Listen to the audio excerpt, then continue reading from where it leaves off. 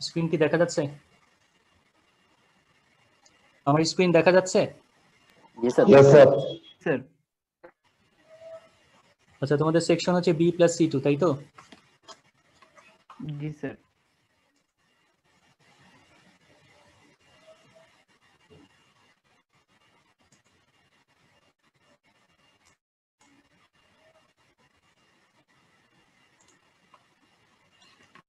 আচ্ছা, আমরা স্টার্ট করি। আমাদের যদিও আজকে ইন্ট্রোডাক্টরি ক্লাস, আমি আজকে তোমাদের প্রিভিয়াস ইয়ারে তোমরা যা করে আসছো আর প্রিভিয়াস সেমিস্টারগুলোতে তোমরা যা দেখে আসছো সেগুলো নিয়ে আমরা আজকে কিছুটা ডিসকাস করব। আর পাওয়ার সিস্টেম প্রোটেকশনের ইম্পর্টেন্স নিয়ে আজকে ডিসকাস করব।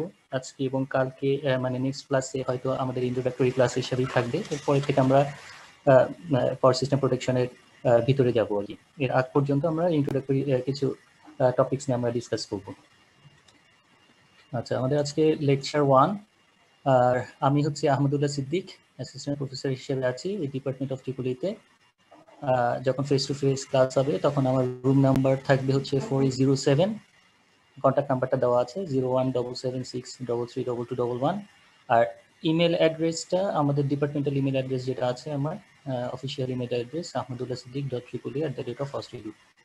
আর গুগল ক্লাসরুমে তো তোমরা অলরেডি জয়েন করেছো, অর্থাৎ আমাদের অলরেডি তোমরা জানো যে কোড নাম্বারটা কি। তো এই হচ্ছে আমার বেসিক ইনফরমেশন। আর আমরা এই অনলাইন ক্লাসটা যেভাবে নিব সেটার কিছু স্ট্র্যাটেজি আমি ঠিক করেছি। সেই স্ট্র্যাটেজিগুলো একটু প্রথমে একটু শেয়ার করে নিই। ফার্স্ট স্ট্র্যাটেজি হবে হচ্ছে online class will be taken during class period every week by Zoom meeting. অর্থাৎ আমাদের যে রুটিনটা আছে, তোমাদের ক্লাস যে রুটিন আছে, এই রুটিন অনুযায়ী আমরা এই জুম লিঙ্ক একটা অলরেডি তোমাদেরকে দিয়ে দিয়েছি। তোমাদের জন্য রবি এবং মঙ্গলবারে একটা জুম লিঙ্ক আছে। এটা হচ্ছে রবি মঙ্গলবারের জন্য একই জুম লিঙ্ক থাকবে, আর বুধবারের জন্য আরেকটা জুম লিঙ্ক, অর্থাৎ দুইটা জুম লিঙ্ক দেওয়া আছে তোমাদেরকে। রবি মঙ্গলবারে যখন ক্লাসে জয়েন করবা তোমরা ওই লিঙ্কটাতে ক্লিক করলেই জয়েন করতে পারবা। আর বুধবারের জন্য আরেকটা লিঙ্ক প্রোভাইড করা হয়েছে তোমাদেরকে, সেটা দিয়ে তোমরা জয়েন করবা। এটা তো বুঝতে পেরেছো সবাই, তাই না? জি স্যার। আচ্ছা, তাহলে রবি মঙ্গলবারের জন্য একটা জুম লিঙ্ক থাকবে, এটা একটু মাথায় রাখো। আর এটা চলবে 1 মাস পর্যন্ত। 1 মাস পর্যন্ত এই লিঙ্কটাই থাকবে। 1 মাস পরে আমি আবার আরেকটা লিঙ্ক তোমাদের রবি মঙ্গলবারের জন্য এবং বুধবারের জন্য আলাদা লিঙ্ক আমি প্রোভাইড করব। আচ্ছা, এরপরে যেটা হচ্ছে সেটা হচ্ছে every class related document will be uploaded in Google classroom platform. আমাদের যত লেকচার নোট বলো বা যে কোনো ইনফরমেশন এই ক্লাস রিলেটেড অথবা অ্যাটেন্ডেন্স অথবা কুইজ আমরা যাই নিই না কেন, এই গুগল যে ক্লাসরুম আছে এই গুগল ক্লাসরুমে তোমাদের সব সময় অ্যাটেনশন থাকতে হবে। এই গুগল ক্লাসরুমে আমি সবকিছু আপলোড করব, লেকচার নোট আপলোড করব। প্রত্যেকটা ক্লাস হয়ে যাওয়ার পরে প্রত্যেকটা ক্লাসের যে স্লাইডগুলো থাকবে এই স্লাইডগুলো আমি পিডিএফ আকারে আমি তোমাদেরকে দিয়ে দিব লেকচার নোট হিসেবে। তোমরা সেগুলো সেখান থেকে কপি করতে পারবা। তো সেক্ষেত্রে আমি কিন্তু লেকচার নোট আলাদাও দিব, আর এই কি বলে যে স্লাইডগুলো দিচ্ছি সেই স্লাইডগুলোও দিব, কিন্তু সেগুলো পিডিএফ আকারে থাকবে আর কি। তো তোমাদের যদি কোনো নোট টোট লেখার দরকার লাগে তোমরা হাতের কাছে সবসময় খাতা কলম নিয়ে রাখবা। কোনো কিছু যদি বুঝতে না পারো সেক্ষেত্রেও তোমাদের খাতা কলম হাতের কাছে থাকবে, সেই জায়গাটা নোট ডাউন করবা। ক্লাস আওয়ারেও ক্লাসের সময় যেহেতু এটা ফেস টু ফেস ক্লাস হচ্ছে, তোমরা ক্লাসের মধ্যেও কোশ্চেন জিজ্ঞেস করতে পারবা মানে টপিক্সের সময়, অথবা আমি 45 মিনিট বা 40 মিনিটের পরে একটা কোশ্চেন অ্যান্ড অ্যান্সার সেশন থাকবে, সেই সময়ও তোমরা কোশ্চেন জিজ্ঞেস করতে পারবা যেগুলো তোমরা বুঝো নাই, সেগুলো হয়তো আমি আরেকবার একটু রিপিট করে দিলাম। তো সেটাও তোমরা করতে পারো। এটা একটু মাথায় রাখবা। Attendance will be collected for each class in Google form. তোমাদের ক্লাস শেষ হয়ে যাওয়ার পরে, ফর এক্সাম্পল আজকের যে ক্লাসটা, আজকে লেকচার 1, সো লেকচার 1 শেষ হয়ে যাওয়ার পরে গুগল ফর্মে তোমাদের একটা অ্যাটেন্ডেন্স ফর্ম গুগল ফর্ম আকারে দেওয়া আছে। সেখানে তোমাদের name, roll number, email address এবং কোন লেকচারটা তোমরা আজকে করলা সেটা তোমরা জাস্ট ফিল আপ করে সাবমিট করবা। এটা কিন্তু তোমাদের প্রত্যেকটা ক্লাস শেষ হয়ে যাওয়ার পরে, প্রত্যেকটা ক্লাসের পরেই কিন্তু এই অ্যাটেন্ডেন্সটা অবশ্যই ম্যান্ডেটরি, এটা অবশ্যই দিতে হবে। এটা আরেকটা ইম্পর্টেন্ট জিনিস, অ্যাটেন্ডেন্স তোমাদেরকে গুগল ক্লাসরুমে অ্যাটেন্ডেন্সের যে টপিকস আছে সেই টপিকসে গিয়ে অবশ্যই তোমরা সেটা সাবমিট করবা, এটা ভুলে যাবে না অ্যাটেন্ডেন্সটা দেওয়ার ব্যাপারে। আর attend every zoom meeting by your roll number at all classes. তো এখানে তোমাদের যখন জুমের মাধ্যমে তোমরা কানেক্টেড হবা তখন তোমাদের ইউজার আইডি থাকতে হবে একটা। এই ইউজার আইডিটা হবে হচ্ছে তোমাদের রোল নাম্বার, তোমাদের নাম থাকার দরকার নেই, নামের দরকার নেই, আমার শুধু রোল নাম্বারটা হলেই হবে, ঠিক আছে? কারণ আমরা এখানে দুইভাবে আমরা অ্যাটেন্ডেন্সটা কালেক্ট করব, একটা হচ্ছে গিয়ে জুম লিঙ্ক, জুমের মাধ্যমে থেকে অ্যাটেন্ড করেছো সেটা আমরা দেখব, আর ওই অ্যাটেন্ডেন্স যেটা গুগল ফর্মে আছে সেই গুগল ফর্মে তোমরা অ্যাটেন্ডেন্স দিচ্ছ কিনা সেটাও আমরা দেখব। সো এভাবে আমরা অ্যাটেন্ডেন্স গুলো কালেক্ট করব। আর every quiz will be taken in the Google form. আমরা এখানে গুগল ফর্মে তোমাদের আগের সেমিস্টারে কিভাবে কুইজ হয়েছে আমি জানি না, তবে আমরা আমাদের হাতে অনেক অপশন আছে। একটা হচ্ছে গিয়ে এমসিকিউ টাইপের আমরা কুইজ নিতে পারি, অথবা আমরা রিটেন কুইজও আমরা নিতে পারি। রিটেন কুইজ নিলে তোমাদের ফাইনালে যেভাবে তোমরা লিখে কোশ্চেন দিয়ে দেওয়া থাকবে একটা কোশ্চেন, সে কোশ্চেনটা একটা পার্টিকুলার সময়ে লিখে সেটাকে সাবমিট করতে হবে। খুবই অল্প সময়ের মধ্যে কিন্তু এটা সাবমিট করতে হবে, এখানে তোমাদের ডিউরেশন অত বেশি থাকবে না।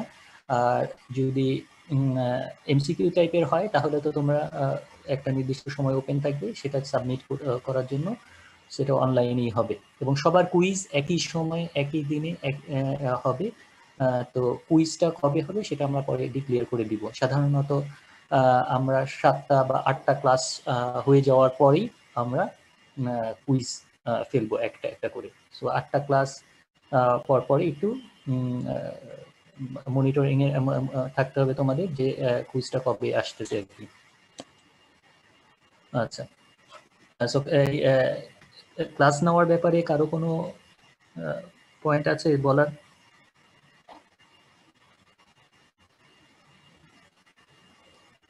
এ পর্যন্ত কারো প্রবলেম আছে এই ক্লাস নেওয়ার ব্যাপারে? কিভাবে ক্লাস নিব, কিভাবে তোমরা অ্যাটেন্ডেন্স দিবা, কিভাবে কুইজ হবে?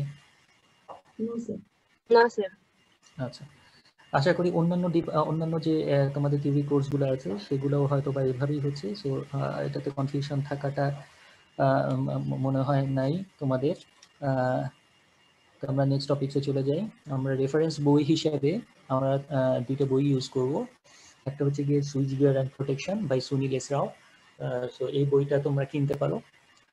আর এটা রেফারেন্সের জন্য এটা 1 নাম্বার রেফারেন্স। সেকেন্ড রেফারেন্স হচ্ছে গিয়ে আমাদের ইলেকট্রিক্যাল পাওয়ার সিস্টেম, যেটা সিএল ওয়াদওয়া।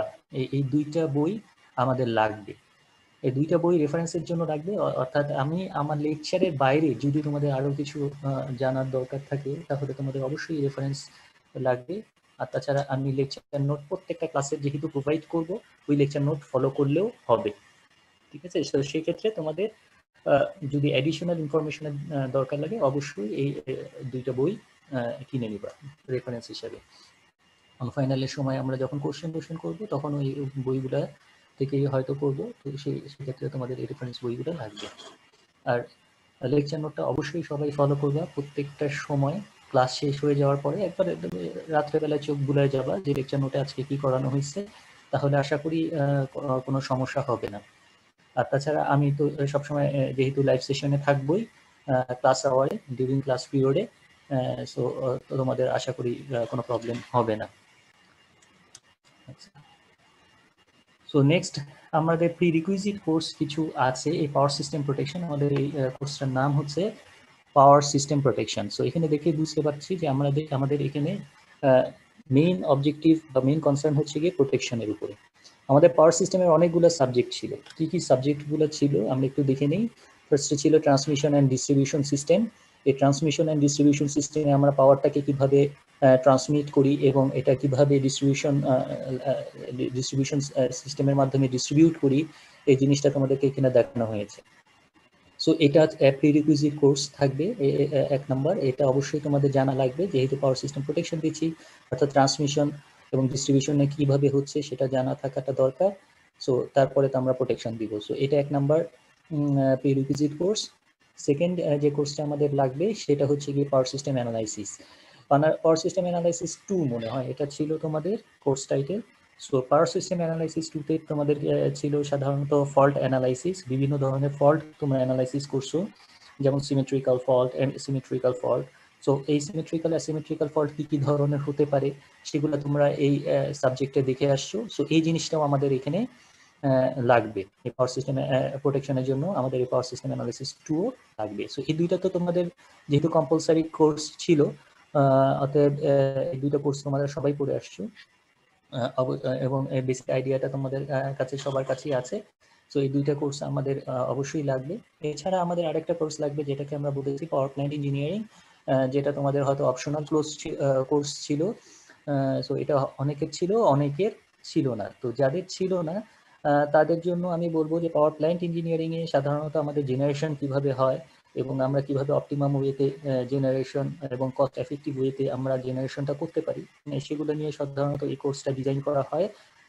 সো এই পাওয়ার প্ল্যান্ট ইঞ্জিনিয়ারিংও একটা খুবই ইম্পর্টেন্ট একটা প্রিরিকুইজিট কোর্স পাওয়ার সিস্টেম প্রোটেকশনের জন্য, কারণ আমাদের এখানে একটা ফুল টপিকস থাকবে জেনারেটর প্রোটেকশনের উপরে, জেনারেটর প্রোটেকশনের উপরে।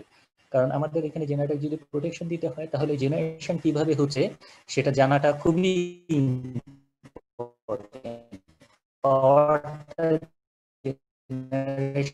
হচ্ছে সেটা জানা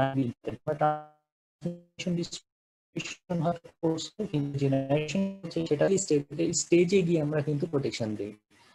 ফার্স্টে আমরা কি করি, জেনারেশন করি, তারপরে থেকে ট্রান্সমিশন করি, তারপরে ডিস্ট্রিবিউশন করি, এরপরে হ্যালো শোনা যাচ্ছে? হ্যালো জি স্যার শোনা যাচ্ছে। হ্যালো শোনা যাচ্ছে কি? জি স্যার, মাঝে মধ্যে একটু রেসপন্স, কারণ আমি তো একেবারে একটা স্ক্রিনের সামনে বসে আছি, যেহেতু আমি একটা স্ক্রিনের সামনে বসে আছি তোমাদের চেহারা দেখতে পাচ্ছি না, অতএব আমি নিজেও মধ্যে মধ্যে কনফিউজড থাকি যে আসলেও তোমরা শুনতে পারছো কি পারছো না। সো মাঝে মধ্যে একটু রেসপন্স করবা, কোনো জায়গায় যদি কোনো প্রবলেম থাকে তাহলে অবশ্যই জিজ্ঞেস করবা, জিজ্ঞেস করে কনফিউশন ক্লিয়ার করে নিবা। তো যাই হোক, যে আমাদের টপিকসে চলে আসি আমরা, আমাদের পাওয়ার প্ল্যান্ট ইঞ্জিনিয়ারিং এ পাওয়ার কিভাবে জেনারেশন হয় সেটা নিয়ে আমাদের ডিসকাশন করা হয়েছে। তোমাদের আগে যে যিনি টিচার ছিলেন উনি হয়তো ডিসকাস করেছেন পাওয়ার প্ল্যান্ট ইঞ্জিনিয়ারিং এ কিভাবে জেনারেশন হয়। তো আমাদের ফার্স্টে হচ্ছে গিয়ে জেনারেশন, তারপর হচ্ছে ট্রান্সমিশন, তারপর হচ্ছে ডিস্ট্রিবিউশন। সো জেনারেটিং স্টেশন থেকে ডিস্ট্রিবিউশন সিস্টেম পর্যন্ত আমাদেরকে প্রোটেকশন দিতে হবে। এমনকি লোডকেও ফাইনাল স্টেজ হচ্ছে কি আমাদের লোড, আমাদের যে কনজিউমার সেটা হচ্ছে কি লোড। সো এখানে এ পর্যন্ত আমাদের প্রত্যেকটা স্টেজে আমাদের প্রোটেকশন দিতে হবে, অর্থাৎ আমাদের জেনারেটর প্রোটেকশন লাগবে, ট্রান্সফর্মার প্রোটেকশন লাগবে, ট্রান্সমিশন লাইন প্রোটেকশন লাগবে, বাসবার প্রোটেকশন লাগবে, প্রত্যেকটা জায়গায় আমাদের প্রোটেকটিভ ইকুইপমেন্ট ইনস্টল করতে হবে। সো এই জন্য আমাদের প্রোটেকশন দেওয়ার আগে আমাদের ফার্স্টে জিনিসটা সম্পর্কে আইডিয়া থাকতে হবে। অর্থাৎ ফর এক্সাম্পল আমি একটা ট্রান্সফর্মারকে প্রোটেকশন দিব, ট্রান্সফর্মারকে যখন প্রোটেকশন দিব তাহলে আমাদের ফার্স্টে কি জানতে হবে যে ট্রান্সফর্মারের কনস্ট্রাকশন এটা কিভাবে তৈরি করা হয়েছে, এরপরে কি জানতে হবে যে ট্রান্সফর্মারের ওয়ার্কিং প্রিন্সিপাল এটা কিভাবে কাজ করে, ঠিক আছে। এরপরে স্টেজে আমাদের কি জানতে হবে যে এই ট্রান্সফর্মারের ফল্ট টাইপস, কি কি টাইপের ফল্ট হতে পারে এই ট্রান্সফর্মারের ভিতরে। এবং 4 নম্বর স্টেজে গিয়ে 4 নম্বর স্টেজে হচ্ছে প্রোটেকশন।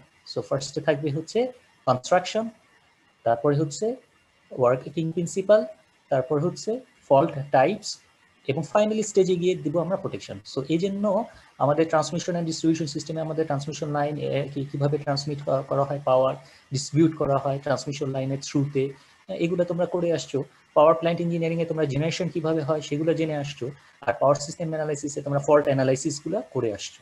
সো আমরা এখন সমস্ত কিছুই কিন্তু আমাদের কাছে চলে আসছে, এখন আমরা দিব হচ্ছে প্রোটেকশন, আমাদের হোল সিস্টেমটাকে কিভাবে প্রোটেক্ট করা যায় সেটাই আমাদের মেইন অবজেক্টিভ এই কোর্সে।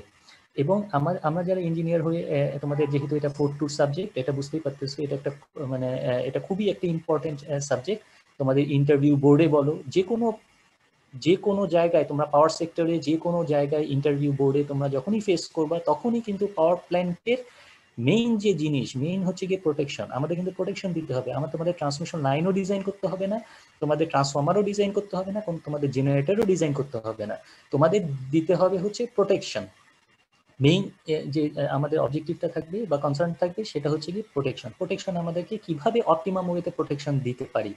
প্রোটেকশন এমনভাবে আমাদের দিতে হবে যেন শুধুমাত্র ফল্টি যে সেকশনটা থাকে, শুধু ফল্টি সেকশনটা সিস্টেম থেকে আইসোলেট হয়ে যায়, বাদ হয়ে যায়। সো এমনভাবে আমাদের প্রত্যেক প্রোটেকশন সিস্টেমটা ডিজাইন করতে হবে। সো আমাদের এই যে কোনো জায়গায় ইন্টারভিউ বোর্ডে যাও, অবশ্যই প্রোটেকশন রিলেটেড কোশ্চেন তোমরা 4-5টা অবশ্যই পাবা। সো এই কোর্সটা এই জন্য তোমাদের খুবই ইম্পর্টেন্ট, এটা খুবই মনোযোগ দিয়ে শুনবা। যে যে জায়গায় কনফিউশন থাকে সাথে সাথে কনফিউশন ক্লিয়ার করে নিবা, কনফিউশন ক্যারি করবা না, নিজের ভিতরে কোনো কনফিউশন ক্যারি করবা না। কোর্স রিলেটেড যে কোনো কনফিউশন থাকে সাথে সাথে ক্লিয়ার করে নিবা। তারপরও যদি ক্লিয়ার না হয় তাহলে তো মেসেজে করতে পারো, তোমরা ক্লাসরুম আছে, ক্লাসরুমে তোমরা মেসেজ করতে পারো, আমি রিপ্লাই দেওয়ার সাথে সাথে চেষ্টা করব। সো এই 3টা কোর্স আমাদের লাগবে। সো এখন আমরা চলে আসি, আমরা যে প্রোটেকশন যে দেই, আমরা কিভাবে প্রোটেকশন দিই, আমাদের কি কি প্রোটেক্টিভ ডিভাইস আছে। সো ফার্স্টে আমরা যদি চিন্তা করি যে আমাদের প্রোটেকশন ডিভাইস, যেমন একটা রুমকে আমরা যদি প্রোটেকশন দিতে চাই, সিম্পল একটা রুম, তাহলে আমরা সাধারণত কি করি, একটা ফিউজ লাগাই অথবা একটা সার্কিট ব্রেকার লাগাই। এখানে এমসিবি বলতে মিনিয়েচার সার্কিট ব্রেকার, এটা ডিটেইল অপারেশন হয়তো আমরা নেক্সট ক্লাসে দেখবো। মিনিয়েচার সার্কিট ব্রেকার কিভাবে কাজ করে, এটা ডিটেইল অপারেশন আমরা নেক্সট ক্লাসে দেখবো। সো ফিউজটা কি, ফিউজটা হচ্ছে একটা সিম্পলেস্ট প্রোটেক্টিভ ডিভাইস এবং এটাকে সবচেয়ে চিপেস্ট প্রোটেক্টিভ ডিভাইস হিসেবে আমরা ইউজ করি হচ্ছে ফিউজ। ফিউজের ভিতরে কি থাকে, ফিউজের ভিতরে সিম্পল একটা ওয়্যার থাকে, আর কিচ্ছু থাকে না, সিম্পল একটা ওয়্যার। এটা দিয়ে কিন্তু আমরা পুরো সিস্টেমটাকে প্রোটেকশন দিই। সো কিভাবে প্রোটেকশন দিই, প্রোটেকশন দেওয়ার জন্য ফার্স্টে তোমার যেটা জানতে হবে সেটা হচ্ছে যে জিনিসটাকে আমরা প্রোটেকশন দিব সেই জিনিসটা কত কারেন্টে মানে ম্যাক্সিমাম কত কারেন্ট টলারেট করতে পারে সেটা তোমার বের করতে হবে। ফর এক্সাম্পল, যখন তুমি একটা রুমকে প্রোটেকশন দিবা, তার মানে ফার্স্টে তোমার রুমের লোড ক্যালকুলেশন করতে হবে। লোড ক্যালকুলেশন করার পরে ফুল লোড কারেন্টটা বের করতে হবে। কিভাবে ফুল লোড কারেন্ট বের করবা, যেমন ধরো একটা রুমে আছে 2টা লাইট, 2টা ফ্যান, একটা টিভি এরকম আছে। সো এখানে আমাদের 2টা রুমের 2টা লাইটের ওয়াটেজ ধরো যে 40 ওয়াট করে, তার মানে 80 ওয়াট। এভাবে আমাদের ফ্যানের ওয়াটেজ হচ্ছে 80 ওয়াট।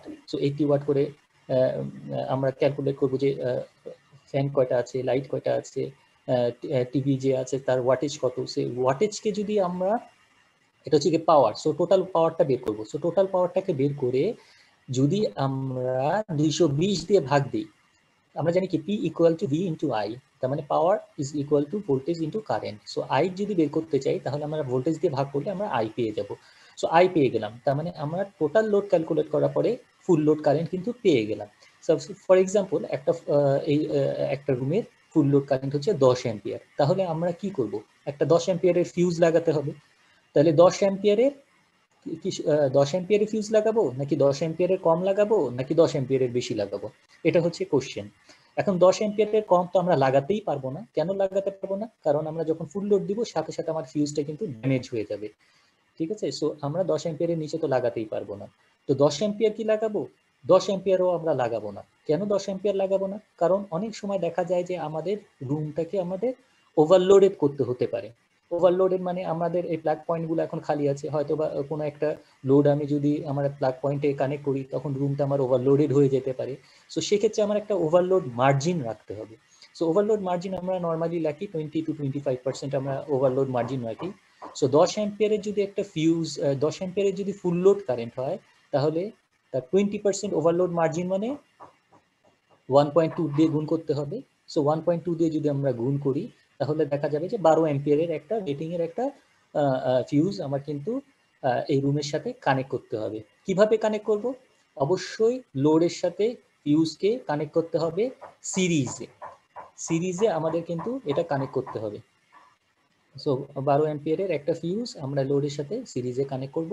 সো যখনই লোডের মানে রুমের ভিতরে কোনো শর্ট সার্কিট হবে, শর্ট সার্কিট হওয়ার সাথে সাথে কারেন্টের ম্যাগনিটিউড কিন্তু অনেক বেড়ে যাবে। শর্ট সার্কিটের ক্ষেত্রে আমরা জানি কি রেজিস্ট্যান্স ইকুয়াল টু কত, resistance equal to 0। Resistance equal to যদি 0 হয় তাহলে কিন্তু কারেন্টের ম্যাগনিটিউড হবে কি I equal to V/R। So কারেন্টের ম্যাগনিটিউড কিন্তু অনেক বেড়ে যাবে। সো কারেন্টের ম্যাগনিটিউড যদি বেড়ে যায় তাহলে আমাদের যে ফিউজের রেটিংটা আছে 12 অ্যাম্পিয়ারের, সো 12 অ্যাম্পিয়ারের ফিউজের 12 অ্যাম্পিয়ারের ভিতর দিয়ে কিন্তু 12 অ্যাম্পিয়ার কারেন্ট যাবে না, তখন যাবে অনেক কারেন্ট, ঠিক আছে, যেহেতু resistance zero. Practically infinite current যাওয়া, থিওরিটিক্যালি ইনফাইনাইট কারেন্ট যাওয়ার কথা, কিন্তু প্র্যাকটিক্যালি ইনফাইনাইট কারেন্ট যায় না। এর কারণ হচ্ছে আমাদের কিছু রেজিস্ট্যান্স থাকে, একেবারে জিরো হয় না। যে শর্ট সার্কিটে পড়ে যে একেবারে জিরো রেজিস্ট্যান্স সেটা হয় না, অল্প কিছু রেজিস্ট্যান্স থাকে, যার ফলে কারেন্টের ম্যাগনিটিউডটা অনেক বেড়ে যায় কিন্তু ইনফাইনাইট হয় না। সো কারেন্টের ম্যাগনিটিউড বেড়ে যাওয়ার কারণে আমাদের এই যে ফিউজটা, এটা হচ্ছে গিয়ে সবচেয়ে weakest part of the system. So এই উইক পার্টটা সবার আগে বার্ন আউট হয়ে যায়। সো পুড়ে গেলে কি হয়ে যায়, সিস্টেমটা আইসোলেটেড হয়ে যায়। আইসোলেটেড হয়ে যাওয়ার পরে সিস্টেমটা ডিসকানেক্টেড হয়ে যায় পাওয়ার থেকে।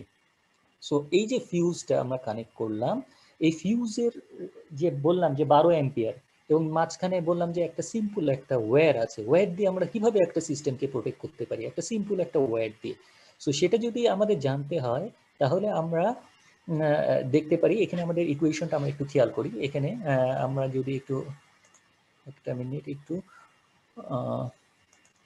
আচ্ছা, এখানে আমরা ইকুয়েশনটা যদি একটু দেখি তাহলে আমরা কি দেখতে পারবো, R rho L by A. So এটা যে কোনো ওয়্যারের জন্য প্রযোজ্য, R equal to rho L by A. রোটা হচ্ছে কনস্ট্যান্ট টার্ম, এলটা হচ্ছে তার লেন্থ, আর এটা হচ্ছে তার ক্রস সেকশনাল এরিয়া। সো আমাদের একটা ফিউজে প্রত্যেকটা ওয়্যারেরই কিন্তু একটা ক্রস সেকশনাল এরিয়া আছে। ক্রস সেকশনাল এরিয়াটা উপরে বেস করে তার কারেন্ট ক্যারিং ক্যাপাবিলিটিটা ভ্যারি করে। ফর এক্সাম্পল, একটা ফিউজের ভিতর দিয়ে কত কারেন্ট যাবে, যেমন আই ইকুয়াল টু ধরলাম 12 অ্যাম্পিয়ার, তাহলে এবং ভি কত, ভি হচ্ছে 220 ভোল্ট। সো 220 ডিভাইডেড বাই 12 করলে আমরা কিন্তু ওই যে কত রেজিস্ট্যান্স সেটা বের হয়ে যাবে। R equal to V by I করলে কিন্তু আমাদের রেজিস্ট্যান্স বের হয়ে যাবে। সো ফিউজের রেজিস্ট্যান্সটা কিন্তু আমার বের হয়ে যাবে যে কত ভ্যালু রেজিস্ট্যান্স হতে হবে এই ওয়্যারের। সো এই আর আমরা জানি এখন, আর লেন্থটা জানি যে ফিউজের লেন্থটা কতটুকু হবে, কতটুকু লেন্থের আমাদের ওয়্যারটা হবে সেটাও আমরা জানি, এটা মেজার করলে বের হয়ে যাবে। আর রো তো কনস্ট্যান্ট। সো এটা কিন্তু আমাদের বের করতে হবে। এটা কি, এটা হচ্ছে ক্রস সেকশনাল এরিয়া। সো রেজিস্ট্যান্সটা যদি আমরা এই পাশে নিয়ে আসি তাহলে এটা কিন্তু আমাদের বের হয়ে যাবে। রেজিস্ট্যান্স তো আমরা এখান থেকে বের করলাম, R equal to V by I দিয়ে কিন্তু আমাদের রেজিস্ট্যান্সটা বের করলাম। So rho L by R করলে আমাদের ক্রস সেকশনাল এরিয়াটা বের হয়ে যাবে। সো ক্রস সেকশনাল এরিয়া মানে কি, একটা ফিউজ ওয়্যার কত মোটা হবে কত চিকন হবে সেটার উপরে বেস করে।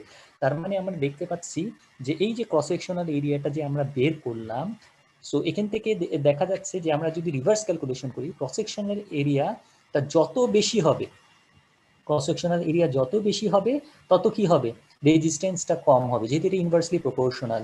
সো রেজিস্ট্যান্স কম হবে মানে কি, কারেন্ট বেশি হবে, কারণ কারেন্ট আই ইকুয়াল টু কি, কারেন্টের equation equal to I equal to V by আর।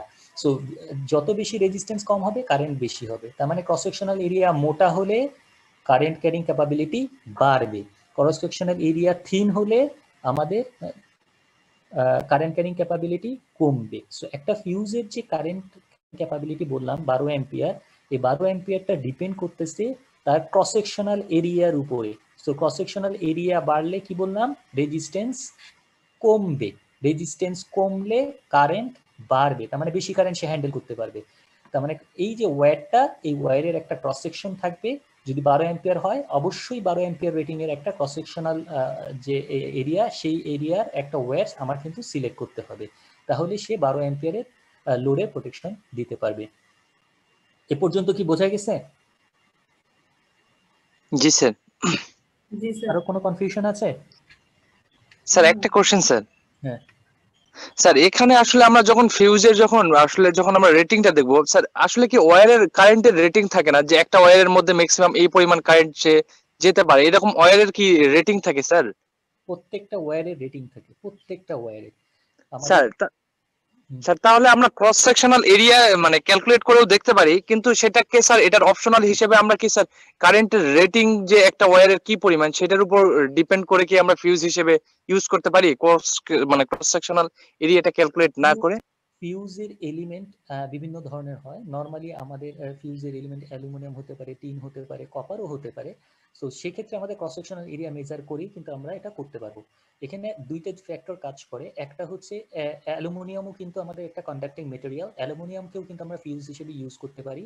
আবার কপারকেও আমরা ফিউজ হিসেবে ইউজ করতে পারি, কিন্তু দুইটার কিন্তু মেল্টিং পয়েন্ট বা বার্নিং যে হবে সেটা কিন্তু একই সময় হবে না, এক একটা কিন্তু এক এক সময় হবে, ঠিক আছে।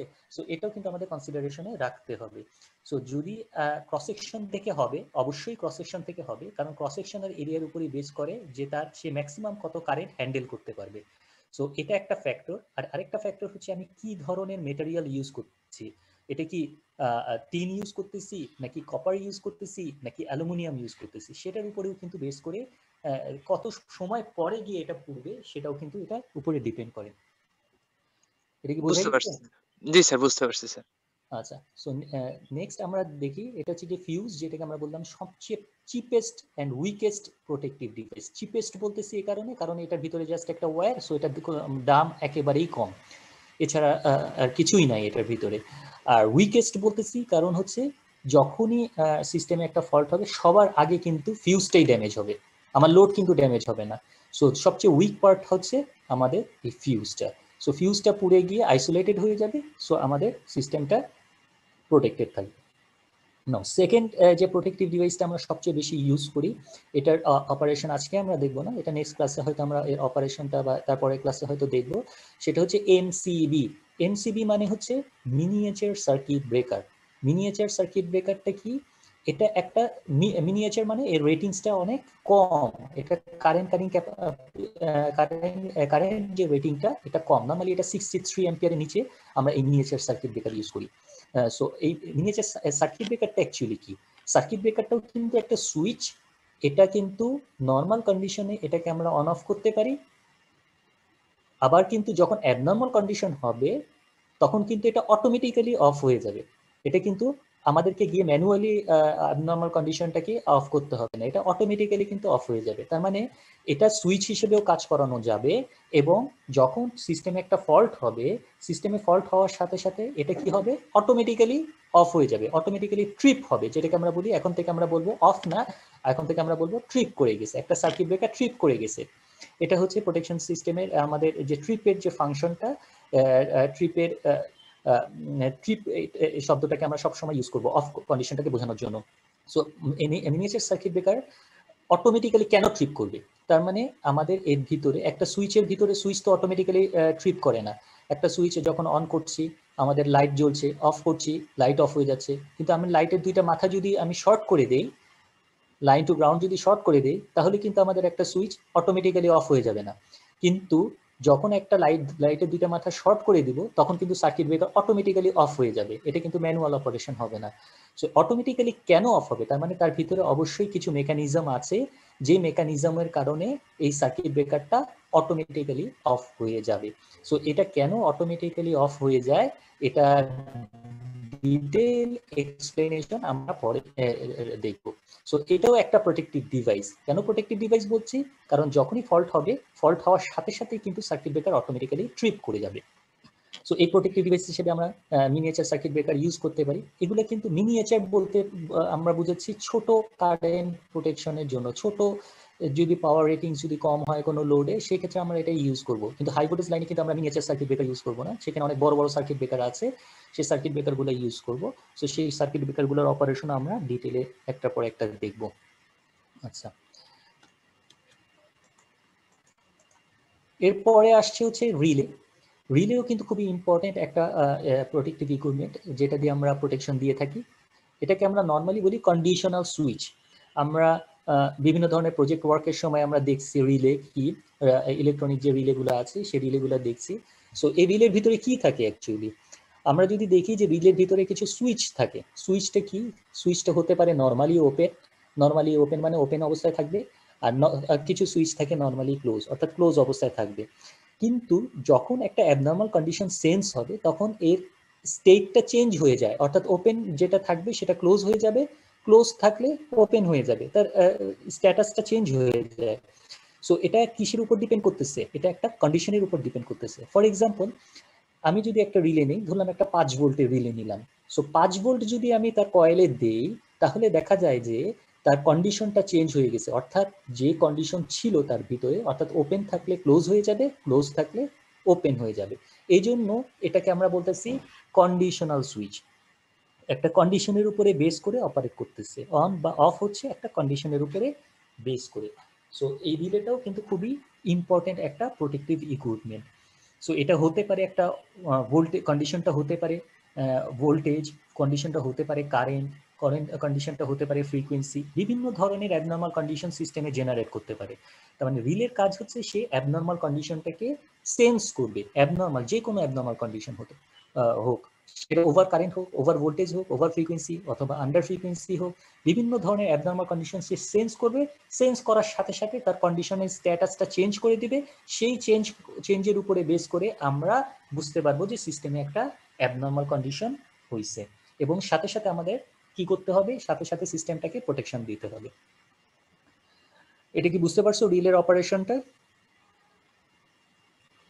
জি স্যার। এখানে কি স্যার এখানে কি সেন্সর লাগানো থাকে, এটা সেন্স করবে কিভাবে? হ্যাঁ, সেটাই দেখি, সেন্সরের কথায় আসি এখন। 3 নম্বর যে ইকুইপমেন্টটা প্রোটেক্টিভ ডিভাইসের জন্য আমাদের বা প্রোটেকশনের জন্য আমাদের যে 3 নম্বর যে ইম্পর্টেন্ট যে ইকুইপমেন্টটা আমাদের লাগবে সেটা হচ্ছে কি সিটি অ্যান্ড পিটি, যেটাকে আমরা বলতেছি সেন্সিং ডিভাইস। সিটি মানে কি কারেন্ট ট্রান্সফর্মার, পিটি মানে কি পোটেনশিয়াল ট্রান্সফর্মার। সো এখানে দেখো একটা জিনিস খেয়াল করে, একটা লাইন ফর এক্সাম্পল একটা লাইন ধরো 132 কেভি। সো 132 কেভি লাইনের আমি কিন্তু সরাসরি ভোল্টেজ মেজার করতে পারবো না। কেন সরাসরি ভোল্টেজ মেজার করতে পারবো না? যদি 132 কেভি লাইনে আমি যদি সরাসরি ভোল্টেজ মেজার করতে চাই, তাহলে আমাদের 132,000 ভোল্ট মেজার করার জন্য আমাদের কি পরিমাণে হেভি ইকুইপমেন্ট লাগবে, এটা কিন্তু সহজেই বুঝতে পারতেছো যে কি পরিমাণে আমাদের মিটারের সাইজটা কত বড় হতে হবে, যে 132,000 ভোল্ট যে মেজার করতে পারবে, যার ইনসুলেশন স্ট্রেংথ অনেক বেশি হতে হবে যাতে করে সে প্রপার ইনসুলেশনটা প্রোভাইড করতে পারে। বা কারেন্ট যদি মেজার করতে চাই, একটা হাই কারেন্ট কিলো অ্যাম্পিয়ার রেঞ্জের কারেন্ট যদি আমি মেজার করতে চাই, তাহলে অ্যামিটারের ক্যাপাসিটিটা কত বেশি হতে হবে। সো এই জন্য আমরা কি করি, সিটি ইউজ করি অথবা পিটি ইউজ করি। পিটি মানে কি পোটেনশিয়াল ট্রান্সফর্মার, সে কি করবে স্টেপ ডাউন করবে, ভোল্টেজটাকে স্টেপ ডাউন করবে। ফর এক্সাম্পল আমি একটা এক্সাম্পল দিয়ে দেখাচ্ছি যে যেমন ধরো যে একটা পিটির রেশিও হচ্ছে 1000/1, তার মানে পিটিতে প্রাইমারিতে যা ভোল্টেজ থাকবে সেকেন্ডারিতে ভোল্টেজ হবে 1000 ভাগের 1 ভাগ। তার মানে 1000 ভাগের 1 ভাগ যদি হয়, যদি 132 কেভি লাইনকে যদি আমি প্রোটেকশন 132 কেভি লাইনে ভোল্টেজ যদি মেজার করতে যাই পিটির থ্রুতে, তাহলে সেকেন্ডারিতে কত ভোল্টেজ আসবে? 1000/1 যদি হয় PT ratio 132 KV divided by 1000, তার মানে কত আসতেছে? মাত্র 132 ভোল্ট। এই 132 ভোল্ট কিন্তু আমি ইজিলি যে কোনো মিটার দিয়ে মেজার করতে পারি, কিন্তু 132,000 ভোল্ট কিন্তু আমি সরাসরি মিটার দিয়ে মেজার করতে পারবো না। ঠিক আছে, সো আমাদের অনেক হেভি ইকুইপমেন্ট লাগবে, কিন্তু 132 ভোল্ট মেজার করা কিন্তু আমাদের জন্য ইজি। সো এই যে পিটি, এটা সেন্সর হিসেবেও কাজ করে। কি সেন্স করতেছে? পিটি ভোল্টেজ সেন্স করতেছে। সিমিলারলি সিটি কি সেন্স করতেছে? কারেন্ট সেন্স করতেছে। সো কারেন্ট, এই হাই কারেন্টটাকে সে রিডিউস করতেছে, রিডিউস করে লো কারেন্টে কনভার্ট করতেছে। লো কারেন্টটাকে আমরা ইজিলি অ্যামিটার দিয়ে মেজার করতে পারি। সো এটা সেন্সিং ডিভাইস। এই সেন্সটা করবে সিটি বা পিটির মাধ্যমে। রিলে কাকে দেওয়ার জন্য? রিলেকে দেওয়ার জন্য, যে সিস্টেমে অ্যাবনর্মাল কন্ডিশন হয়েছে কি হয় নাই সেটা ডিটেক্ট করবে রিলে। এই রিলেটা সিটি বা পিটি থ্রুতে অ্যাবনর্মাল কন্ডিশনটা ডিটেক্ট করবে। এটা কি বোঝা গেছে? জি স্যার। তার মানে সিটিপিটির ফাংশন হচ্ছে দুইটা। এখানে আমরা দেখতে পাচ্ছি যে 1 নম্বর ফাংশনটা কি, সে ভোল্টেজ এবং কারেন্ট মেজার করবে, লাইনের ভোল্টেজ এবং কারেন্ট মেজার করবেন হাই ভোল্টেজ লাইনে এবং অথবা হাই ভোল্টেজ লাইনে কারেন্ট বা ভোল্টেজ মেজার করার জন্য সরাসরি মেজার না করে আমরা সিটি বা পিটি থ্রুতে মেজার করি। তার ফলে আমাদের ইকুইপমেন্টের সাইজটা ছোট হয়ে যাবে, এবং এটা সেন্সর হিসেবেও কাজ করে, রিলের সেন্সর হিসেবেও কাজ করে অ্যাবনর্মাল কন্ডিশনটাকে ডিটেক্ট করার জন্য। আচ্ছা, এরপরে আসছি আমরা সুইচ গিয়ার। সুইচ গিয়ার বলতে আমরা কি বুঝি? যে সুইচ গিয়ার বলতে আমরা মেইনলি যে বুঝি যেটা, সেটা হচ্ছে কি সুইচিং অ্যান্ড প্রোটেকশন। দুইটা জিনিস, একটা হচ্ছে সুইচিং। সুইচিং মানে কি, আমরা ফার্স্টে কি করছিলাম, আমাদের প্রথম ইয়ে হচ্ছে জেনারেশন। পাওয়ার সিস্টেমের মেইন পার্টটা কি? জেনারেশন। জেনারেশনের পরে আমাদের কি করতে হয়? এই পাওয়ারটাকে ট্রান্সমিট করতে হয়, জেনারেটেড পাওয়ারটাকে। তারপর ফার্স্টে আমাদের কি করতে হবে? জেনারেটর থেকে ট্রান্সমিশন লাইনে সুইচ করতে হবে। তার মানে জেনারেটেড পাওয়ারটা জেনারেটর থেকে ট্রান্সমিশন লাইনে সুইচ করতে হবে। তো এই সুইচ করার জন্য এখানে আমাদের কি লাগবে? অবশ্যই সার্কিট ব্রেকার লাগবে, কারণ সার্কিট ব্রেকারই কি আমাদের সুইচিং ইকুইপমেন্ট। সো এখানে আমাদের একটা সুইচ লাগবে। আবার ট্রান্সমিশন লাইন থেকে কোথায় সুইচ করতেছি? ডিস্ট্রিবিউশন লাইনে। তার মানে এখানেও আমাদের কি লাগবে? ট্রান্সমিশন লাইন থেকে সুইচ করার জন্য আমাদের এখানেও আরেকটা সার্কিট ব্রেকার লাগবে। তার মানে প্রত্যেকটা জায়গায়, প্রত্যেকটা ভোল্টেজ লেভেলে আমাদের কিন্তু সুইচিং ইকুইপমেন্ট লাগবে। Switching equipment plus protective equipment. আমাদের সার্কিট ব্রেকার দিয়ে কিন্তু দুইটা জিনিসই হয়, সুইচিংও হয় এবং প্রোটেকশনও হয়। অ্যাবনর্মাল কন্ডিশনে কিন্তু সে অপারেট করে, আর সুইচিংও করে হেলদি কন্ডিশনে। হেলদি কন্ডিশনে আমরা এটাকে অন অফ করতে পারি, আবার যখন অ্যাবনর্মাল কন্ডিশন হবে তখন এটা অটোমেটিক্যালি কিন্তু ট্রিপ হয়ে যাবে। তার মানে এটা সুইচিংও করে আবার প্রোটেকশনও দেয়। সো এটাকে আমরা সুইচ গিয়ার বলতে পারি। সো সুইচ গিয়ার বলতে আমরা দুইটা জিনিস বুঝবো, একটা হচ্ছে সুইচিং আর একটা হচ্ছে প্রোটেকশন। সো এমনভাবে প্রোটেকশন দিবে যেন শুধুমাত্র ফল্টি পার্টটা সিস্টেম থেকে আইসোলেট হয়ে যায়।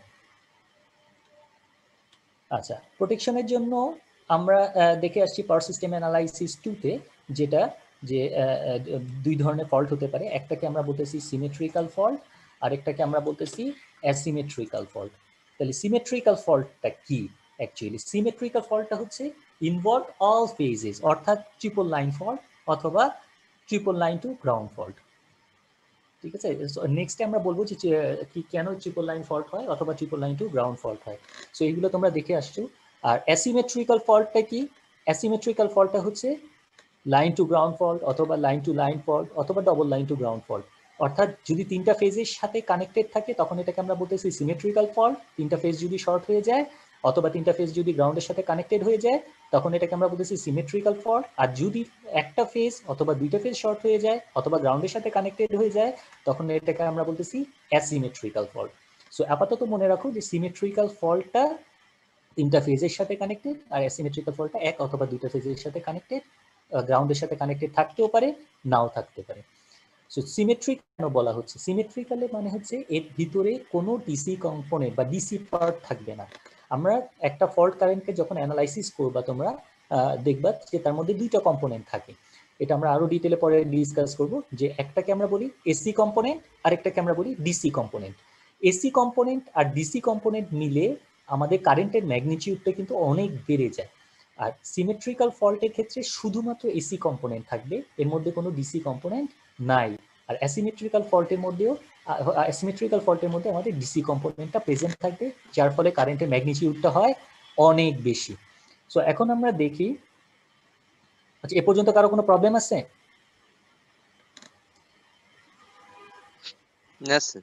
আচ্ছা, তো নেক্সট আমরা দেখি যে সিমেট্রিক্যাল ফল্টটা স্যার স্যার একটু যদি স্যার ওই যে সুইচ গিয়ারে স্যার আপনি একটা পার্ট বললেন না স্যার, যে শুধু ফল্টি পার্টটাকে স্যার মানে সিস্টেম থেকে বাদ দিয়ে দিবে স্যার, এইটা স্যার একটু যদি বলতেন স্যার আরেকবার প্লিজ।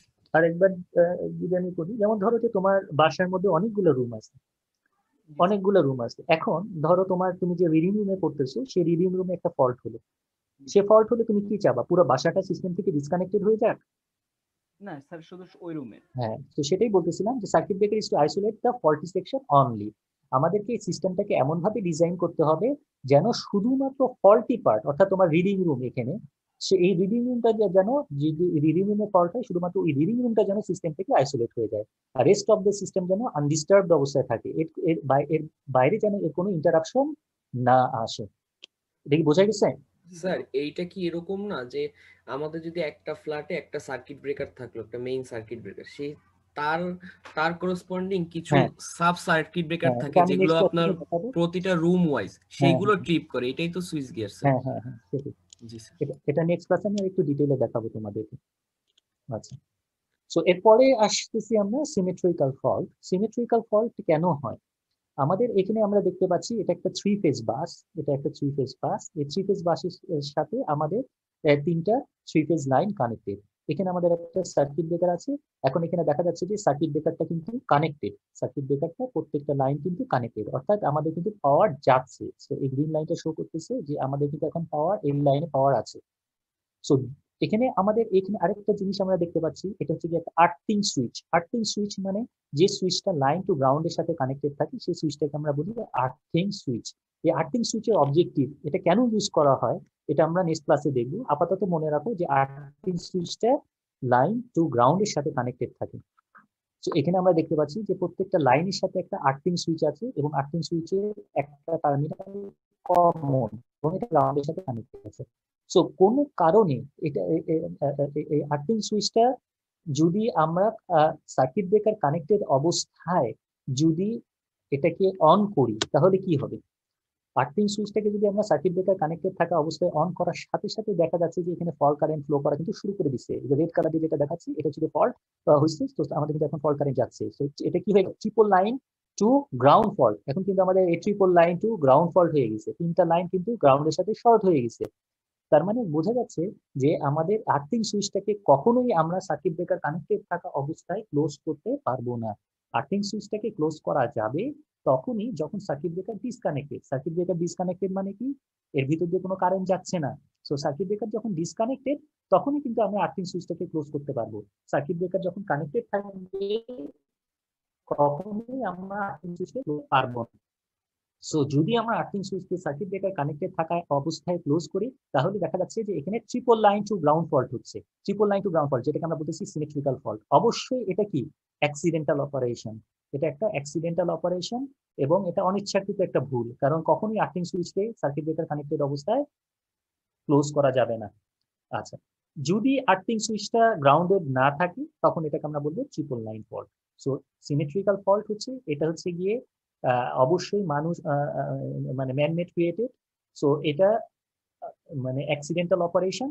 সো এটা খুবই কম হয় সাধারণত, এই জন্য সিমেট্রিক্যাল ফল্টটা সাধারণত নর্মালি খুবই কম হয়, যেহেতু এটা সার্কিট ব্রেকারের সাথে এটাকে বলে ইন্টারলকিং। এটা আমরা পরে ডিটেইলে দেখবো যে ইন্টারলকিং মানে সার্কিট ব্রেকার ক্লোজ থাকা অবস্থায় আর্থিং সুইচকে ক্লোজ করা যাবে না। তুমি যতই ক্লোজ করতে চাও ক্লোজ হবে না, আগে সার্কিট ব্রেকার ওপেন করতে হবে তারপর আর্থিং সুইচকে ক্লোজ করতে হবে। সো এটাকে বলে ইন্টারলকিং, একটা দ্বারা আরেকটা লক করা, অর্থাৎ circuit breaker close, earthing switch কখনোই ক্লোজ করা যাবে না।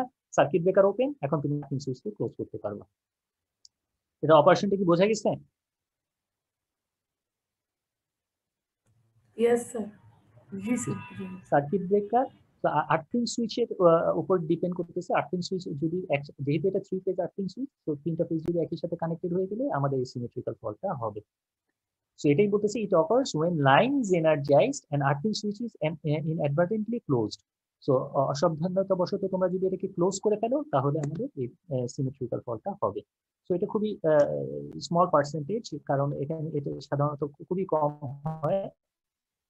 আচ্ছা, এরপরে আসি আমরা অ্যাসিমেট্রিক্যাল ফল্ট। অ্যাসিমেট্রিক্যাল ফল্টের মধ্যে আবার 3 ধরনের ফল্ট হতে পারে। একটা কি লাইন টু লাইন ফল্ট, আরেকটা লাইন টু গ্রাউন্ড ফল্ট, আর একটা হচ্ছে double line to ground fault.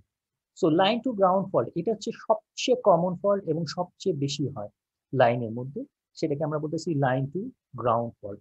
So এখানে আমরা কি দেখতে পাচ্ছি, লাইন টু গ্রাউন্ড ফল্ট কেন হয়? It occurs mainly due to flash over or failure of insulator. So এখানে আমরা দেখতে পাচ্ছি যে এটা একটা ট্রান্সমিশন টাওয়ার। এটা যদি একটু ভালো করে দেখি এটা দেখতে পারবো যে এটা একটা ট্রান্সমিশন টাওয়ার, এটা একটা স্টিল স্ট্রাকচার। আমরা জানি যে ট্রান্সমিশন টাওয়ার গুলো নর্মালি স্টিল স্ট্রাকচার হয় এবং এর ট্রান্সমিশন টাওয়ারের যে পোলটা, এই টাওয়ারটা কিন্তু সলিডলি গ্রাউন্ডেড থাকে। তার মানে এটা হচ্ছে কি গ্রাউন্ড পোটেনশিয়াল। এই ট্রান্সমিশন টাওয়ারটা হচ্ছে গ্রাউন্ড পোটেনশিয়াল বা জিরো পোটেনশিয়াল, এই পুরো টাওয়ারটা। সো এটা হচ্ছে জিরো পোটেনশিয়াল। আর আমাদের যে ট্রান্সমিশন লাইনটা, এই যে আমরা দেখতে পাচ্ছি যে এটা ট্রান্সমিশন লাইন, এই ট্রান্সমিশন লাইনটা কিন্তু এই যে ওয়্যারের থ্রুতে পাস করছে। এই যে ওয়্যারটা দেখতে পাচ্ছি, এই ওয়্যারের থ্রুতে ট্রান্সমিশন লাইনটা পাস করছে। সো ট্রান্সমিশন লাইনটাকে ক্যারি করার জন্য অবশ্যই আমার কি ট্রান্সমিশন টাওয়ার বা এই যে ইলেকট্রিক্যাল পোলের সাপোর্ট নিতে হবে।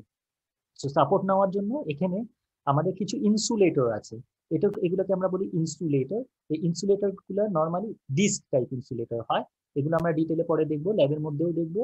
সো এই ডিস্ক টাইপ ইনসুলেটর গুলো দিয়ে আমরা এই ট্রান্সমিশন লাইনটাকে টাইপ ইনসুলেটরের একটা মাথা আমরা দেখতে পাচ্ছি যে ট্রান্সমিশন টাওয়ারের সাথে কানেক্টেড, এবং আরেকটা অপোজিট যে মাথাটা সেটা দেখতে পাচ্ছি আমরা কি এই ট্রান্সমিশন লাইনটাকে ক্যারি করতেছে।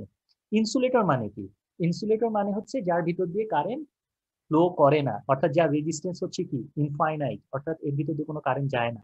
বাট প্রত্যেকটা ইনসুলেটরের কিন্তু একটা ইনসুলেশন লেভেল থাকে, ম্যাক্সিমাম কত ভোল্টেজ পর্যন্ত এটা টলারেট করতে পারে তার একটা ইনসুলেশন লেভেল থাকে। ফর এক্সাম্পল, আমি যদি বলি একটা ওয়্যার 5 অ্যাম্পিয়ার, তার মানে কি এর ভিতর দিয়ে 5 অ্যাম্পিয়ার ম্যাক্সিমাম সে 5 অ্যাম্পিয়ার পর্যন্ত কারেন্ট হ্যান্ডেল করতে পারবে। এর উপরে কিন্তু আবার একটা ইনসুলেশন থাকে যাতে করে কেউ শক না খায়। এখন ওই 5 অ্যাম্পিয়ারের ইনসুলেশন বলতে এখানে একটা প্লাস্টিক মেটেরিয়ালস থাকে যার ফলে ওটা টাচ করলে যেন কেউ শক না খায়। কারণ 5 অ্যাম্পিয়ারের ওয়্যারের ভিতর দিয়ে যদি আমি 10 অ্যাম্পিয়ার ফ্লো করি তাহলে কি হবে? 10 অ্যাম্পিয়ার যদি ফ্লো করি তাহলে দেখা যাবে যে আই স্কোয়ার লস, যেটা হিটটা জেনারেট করবে, এই হিটের কারণে আমার ইনসুলেশনটা ড্যামেজ হয়ে যাবে। ইনসুলেশন যদি ড্যামেজ হয়ে যায়, এখন আমি যদি টাচ করি তাহলে কিন্তু আর ইনসুলেশন নাই, তাহলে কিন্তু আমার শক লাগবে। সো প্রত্যেকটা ডিভাইসের একটা ইনসুলেশন লেভেল থাকে।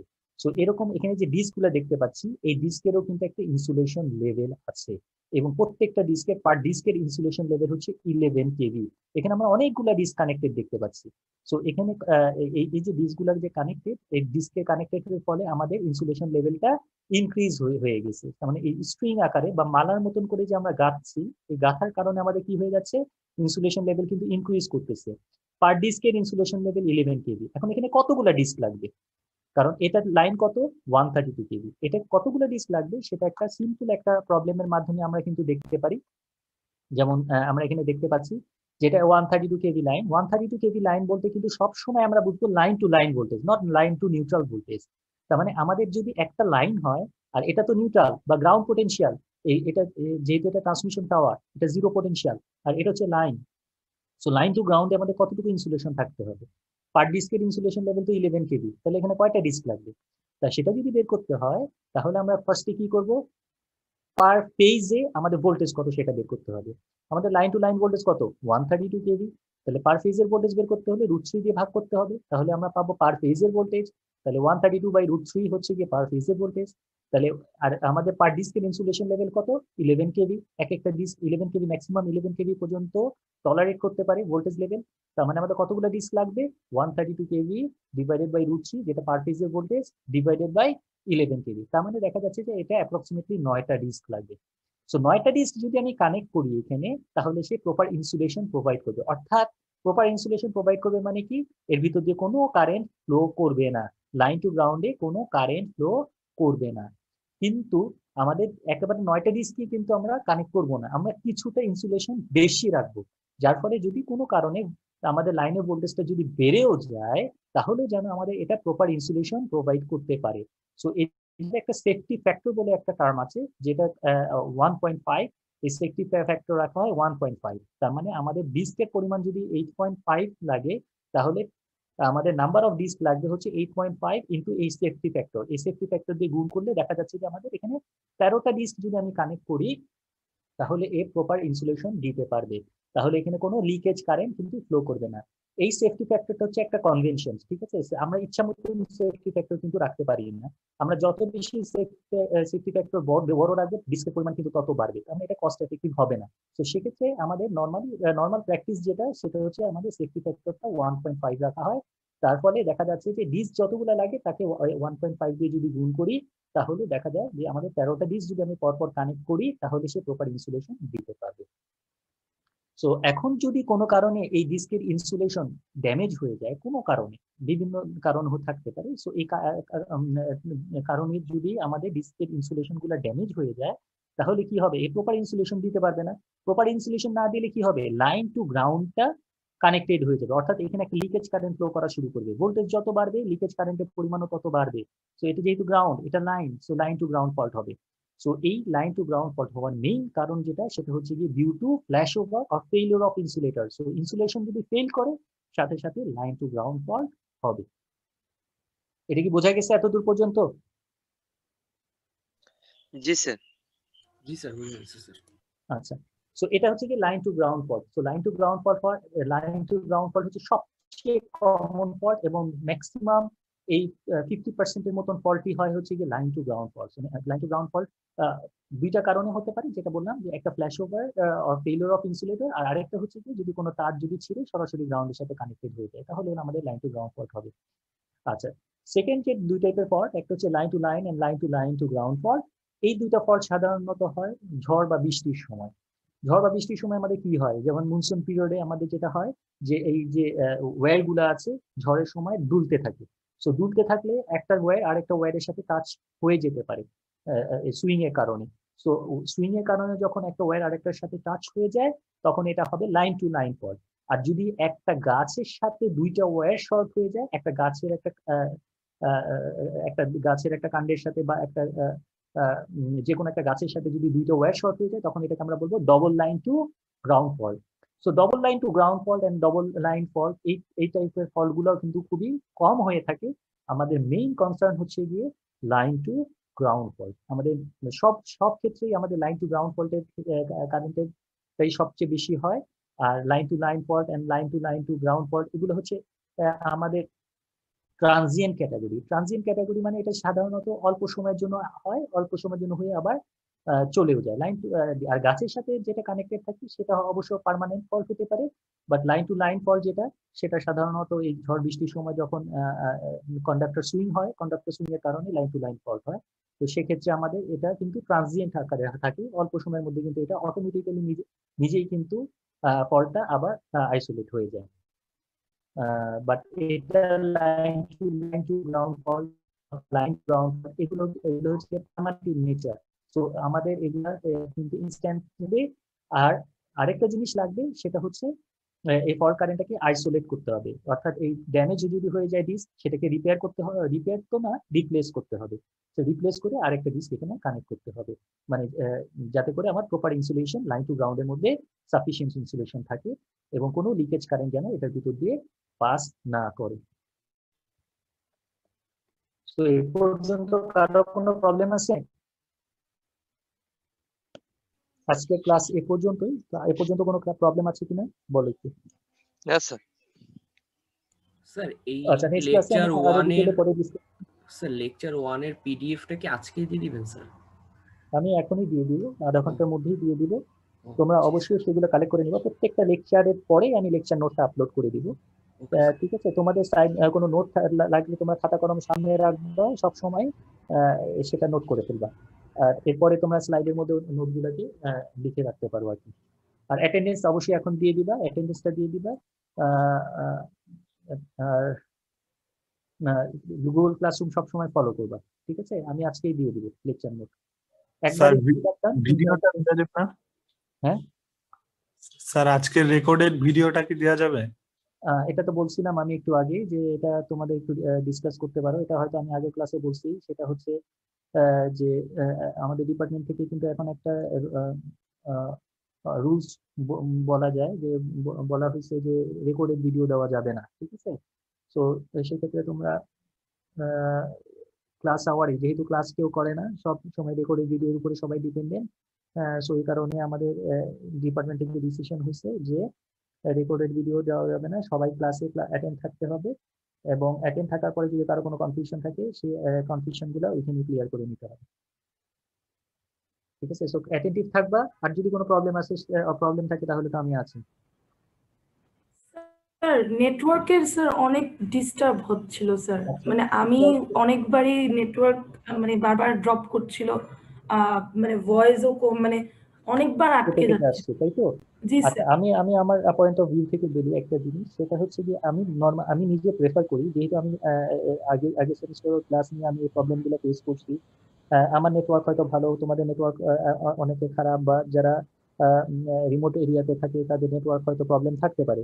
সো এখানে এজন্য আমি যেটা প্রেফার করতাম, আমি আগেও ক্লাস স্ট্র্যাটেজির সময় আমি নিজেও মানে চাচ্ছিলাম এই ডিসিশনটা নেওয়ার আগে, সেটা হচ্ছে যে আমি রেকর্ডেড ভিডিওটা আপলোড করব, ঠিক আছে? প্রত্যেকটা ইয়েতে রেকর্ডেড ভিডিওটা আপলোড করব, এরপরে একটা প্রবলেম ক্লাস নিব। এটা আমার পয়েন্ট অফ ভিউ ছিল।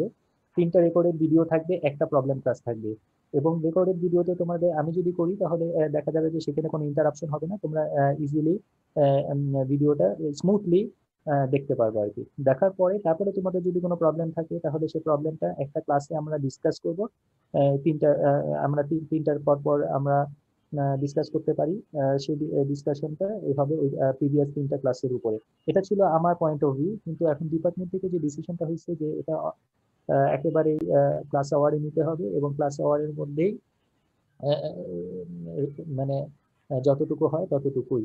হ্যাঁ, তো এখন এরপরেও যদি কারো কোনো প্রবলেম থাকে, তাহলে এটা তোমরা মানে অন্যান্য যাতে টিচার আছে, অন্যান্য টিচাররা কি একইভাবে নিচ্ছে সেটাও দেখতে পারো, এবং সব টিচাররা যদি একই ডিসিশন নেয়, তখন আমরা হয়তো বা ডিসিশন চেঞ্জ করলেও করতে পারে আর কি অথরিটি।